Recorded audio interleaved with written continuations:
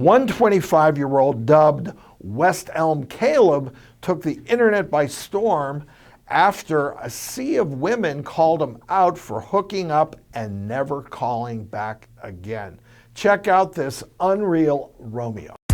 This one man is love bombing every girl and then literally ghosting them. When you ghost West Elm Caleb, but he still manages to ghost you. This man was sending me really cute messages, and then he said, "I'll ghost you soon, don't worry." I thought it was a joke. Apparently not. This video shows up on your For You page and you happen to be dating a West Elm Caleb, keep your guard up.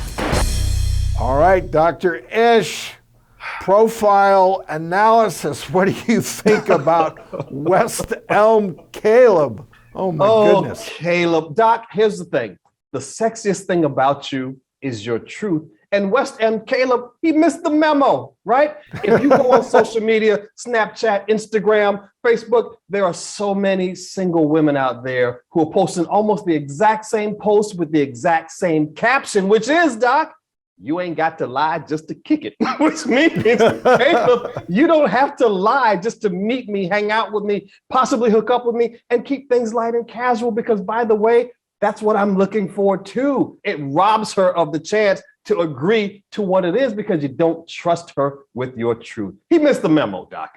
All right, Megan, people usually ghost in order to avoid awkward conversations, but you say there's an easy script to follow to stay out of harm's way. So I want to point out first that it's not always ghosting. If you're just having very fresh preliminary conversations online, there can be natural fallout. However, if you've deepened that connection with someone, it's very easy to just say something gently before you go your separate way. That's really the right thing to do, is if you've met them in real life or you've chatted for some time and you've made a connection. So a very simple script is, hey, I appreciate the time we've spent getting to know each other, and I'm just not feeling the spark that I'm looking for here. Thanks so much for your time.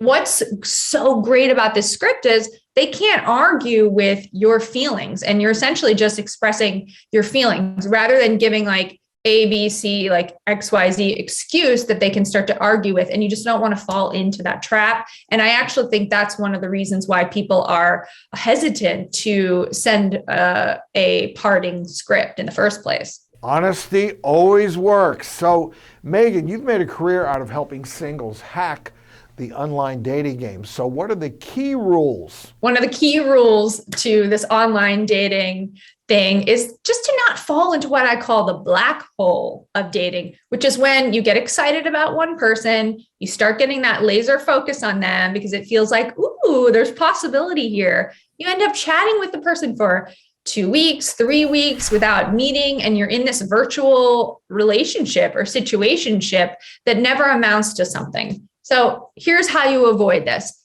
Get softly assertive and move things along to either a phone call, a video date. And if you're feeling comfortable, go ahead and just meet them in person. Find out if you're compatible. And Megan, what can you tell us about the dating app fallout? Pretty much 90% of the people you're chatting with on the apps are going to fall out. The mistake that I see is that people are getting so excited for the potential of a profile that they see because the person's so attractive or says the right thing, but you just really never know what someone on the other side is looking for. And until you watch how they show up over time, or until they've expressed intentions and there's action that matches those intentions, don't get excited about these people. What I want you to do to avoid a lot of these mishaps, being fraudulent activity or just having your heart broken or bruised, is spending more time up front in what I call an exploratory phase, observing and getting to know the person before being physically intimate or jumping into exclusivity. Great advice. And finally, Megan, you say something I can really get behind, which is date yourself.